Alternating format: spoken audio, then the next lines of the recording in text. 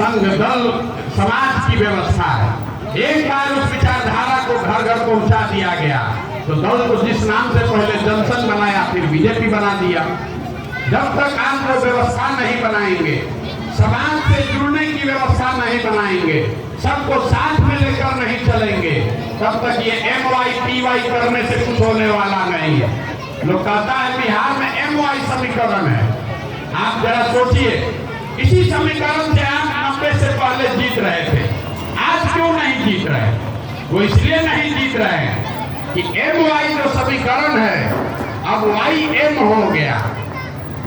फिर से इसको समझ लीजिए, MY समीकरण अब बिहार में नहीं बचा, बिहार में है YM। जहां Y है वहां M मजबूती से शामिल है, लेकिन जहां M खड़ा होगा कि आधा Y हिंदू बनकर भाजपा को वोट देगा। और ये गलती Y की नहीं है, ये किसी एक समुदाय की गलती नहीं है। अगर ये समीकरण आप फारवर्ड के साथ बना लीजिए, ये समीकरण आप पिछड़ों के साथ बना लीजिए, दलितों के साथ बना लीजिए, जिसके साथ भी बनाइए वहां पर भी यही होगा। जब वो खड़े होंगे तो आप ईमानदारी से उनको वोट दीजिएगा। जब आप खड़े होंगे तो आधा से ज्यादा फारवर्ड, आधा से ज्यादा दलित, आधा से ज्यादा पिछड़ा हिंदू बनकर भाजपा में वोट दे देगा। क्योंकि ये विचारधारा की तलवार है जिसको आप जाति की व्यवस्था से तोड़ना चाहते हैं, आप तोड़ नहीं पाइएगा। अगर इसको तोड़ना है तो आपको ये समझना है कि हिंदुओं में कौन सा वो वर्ग है जिसके साथ आप सामाजिक राजनीतिक गठजोड़ बना सकते हैं।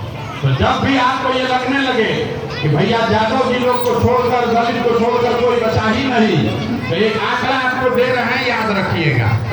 जब भी आपको लगे कि सब हिंदू भाजपाई हो गया, एक आंकड़ा दे रहे हैं, इसको याद रखिएगा। 2019 में भाजपा को वोट मिला 38%, 38%। इस देश में हिंदू रहते हैं 80%। तो अगर 80% हिंदू में भाजपा को 38% वोट मिला तो 5वें क्लास का भी विद्यार्थी बता देगा कि आधे से ज्यादा हिंदू आज भी भाजपा को वोट नहीं कर रहे हैं। ये कौन हिंदू हैं?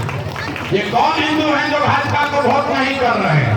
ये हिंदू वो हैं जो गांधी की विचारधारा को मानने वाले, ये हिंदू वो हैं जो अंबेडकर की विचारधारा को मानने वाले, ये हिंदू वो हैं जो कम्युनिस्ट विचारधारा को मानने वाले, ये हिंदू वो हैं जो समाजवाद की विचारधारा को मानने वाले। तो अगर आप विचारधारा के आधार पर इन 4 वर्ग के हिंदुओं को अपने साथ जोड़िएगा, आधा हिंदू और 20% मुसलमान आप हो जाइएगा 70, और भाजपा के मानने वाले हिंदू हो जाएंगे 30-35, और तब आप लड़ाई लड़ सकेंगे। वही व्यवस्था बनाने का कोशिश कर रहे हैं कि विचारधारा के आधार पर जो भी हिंदू हमारे भाई मुसलमानों के साथ चलना चाहते हैं, जो गांधी की विचारधारा में यकीन रखते हैं, जो अंबेडकर को मानने वाले लोग हैं, उनको साथ में लाया जाए और एक ऐसी व्यवस्था बनाई जाए जिनसे आगे लोहा लिया जा सके। हमको चुनाव का चिंता नहीं है, चुनाव का चिंता आपको है। तो चुनाव का चिंता दिमाग से निकाल दीजिए, जाकर बिल्कुल लालटेन को वोट दीजिए। हम तो कोई उम्मीदवार नहीं खड़ा किए तो काहे चिल्ला रहे हैं बार बार? सुनने भी नहीं आता, मुसलमान सुनने को नहीं तैयार है। कहता ना इसको भाजपा का एजेंट है, बाहर है भाई, हम भाजपा के एजेंट हैं और आप भाजपा के क्या हैं? अरे आप तो लो ही रहे, हरा भी नहीं पा रहे, आपका कुछ होने वाला नहीं है। अगर नहीं सुधारिएगा तो लिख कर रखिए, ये लालटेन लेके जीवन भर घूमते रहिए। एक चुनाव देखना है, 2 चुनाव देखना है, देख लीजिए, आप स्वतंत्र हैं, बिल्कुल स्वतंत्र हैं, लेकिन लिख कर आज की तारीख रखिएगा। प्रशांत किशोर यहाँ बोलकर इस जमीन पर आपके गांव से बोलकर जा रहे हैं, जिस गरीबी और बदहाली में आपका जिंदगी बीता है, आपके बच्चों का भी जिंदगी इसी गरीबी और बदहाली में बीतेगा। अगर आप नहीं सुधरिएगा, हम पर भरोसा मत कीजिए, किसी पर भरोसा मत कीजिए। हम जो व्यवस्था बना रहे हैं, हम आपको ये कह रहे हैं कि अपने बच्चों को समाज में, राजनीति में लाइए। ये बताइए, कम से कम इतना सलाहियत बनाइए कि प्रशांत किशोर मदद कीजिए, हमारा ये लड़का है जो मुखिया का चुनाव जीत सकता है, हमारा ये भाई है जो जिला परिषद जीत सकता है, हमारा ये साथी है जो MLC बन सकता है। जरा सोचिए, सीतामढ़ी में जहाँ आप बैठे हैं, यहाँ 22% मुसलमान है, आपको कोई टिकट भी नहीं देता, आपको कोई पूछ भी नहीं रहा। कटिहार में 45% मुसलमान है, वहाँ दुलाल चंद गोस्वामी MP है। अररिया में 50% मुसलमान है, वहाँ भाजपा का MP है। ढाका में 60% मुसलमान है, वहाँ पर भाजपा का MLA जीता हुआ है। क्यों है? क्योंकि मुसलमान समाज ने सोचना ही बंद कर दिया, दिमाग पाठा पर रख दिया। चुनाव के समय उठता है और कहता है कौन भाजपा को हरा रहा है, अचानक उसी ट्रेन को बैठ जाता है। फिर कहता है कि हमको कोई पूछ नहीं रहा। तो आपको यही समझाने आए, अगर आप जीवन भर किसी को हराने के लिए वोट देंगे तो जिसको हरा रहे वो तो आपका दुश्मन होगा ही होगा, जिसको जिता रहे हैं वो भी आपको बगल में बैठा कर इज्जत नहीं देगा, वो भी आपको जगह नहीं देगा, वो भी आपको सम्मान नहीं देगा। 18-19% आबादी वाला समाज डर कर जिंदा नहीं रह सकता है। आपको भाजपा और संघ मारकर भगाना नहीं चाहते हैं, ये भ्रम दिमाग से निकालिए।